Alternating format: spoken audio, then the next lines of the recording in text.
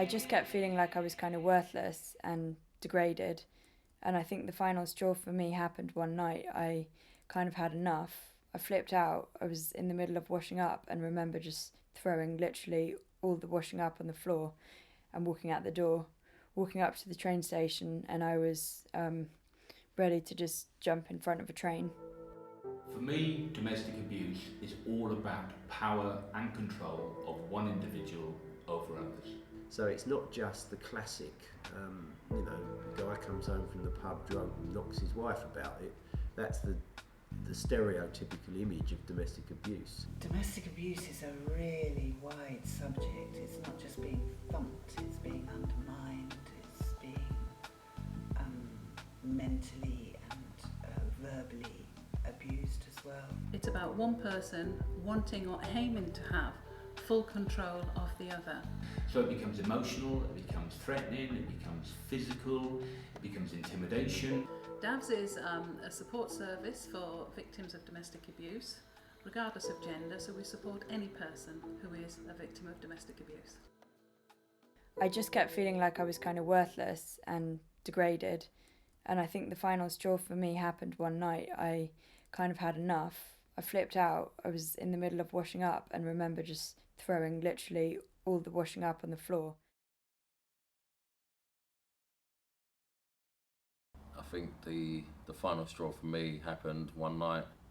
I kind of had enough. I flipped out. I was in the middle of washing up and I remember just throwing literally all of the washing up on the floor, walking out the door, walking up to the train station, and I was ready to just jump in front of a train. It happened over a period of time and I didn't realise what was happening to start off with. I thought this was just her and her way, and this is, and it was all my fault, and the reason she had to behave like this was actually down to me. It was probably about 10 months after getting married, 10 months of suffering, the same old rigmarole. She had full control of bank accounts, full control of relationship, the abusive behaviour. An hour and a half physical assault is serious abuse. I had a lump on my head and I got up and went into the bedroom, locked myself in there. I had bruises and cuts and my clothes are all torn. We was about to go out to her parents' house and she was adamant I went with her because they would have thought something was up. It was the first time I was visiting them since the wedding. So she made me go out with her with this lump on my head, and she made up a story that I had fainted in the bathroom and hit my head on the toilet. And standing there, it just seemed so wrong. And it was at the point where she turned around to me and said, well, who are the police going to believe? If you phone the police, who are they going to believe? It messes with your emotions, it messes with your head, makes you think that you're going crazy. Many men feel unable to come forward. Will they be believed? If they are believed, what response will they get? Will they be judged? There's an element of I'm not strong enough, this shouldn't be happening to me, which is why it's not reported.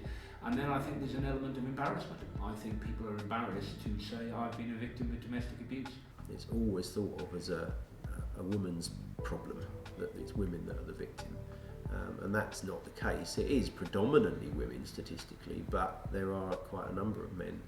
And I think this conference will certainly help men realise that actually they can come forward and they're not going to be thought of as odd because they're a victim. And in fact, our figures show that there is a need for this service. In the last year, our referrals have increased by 80%.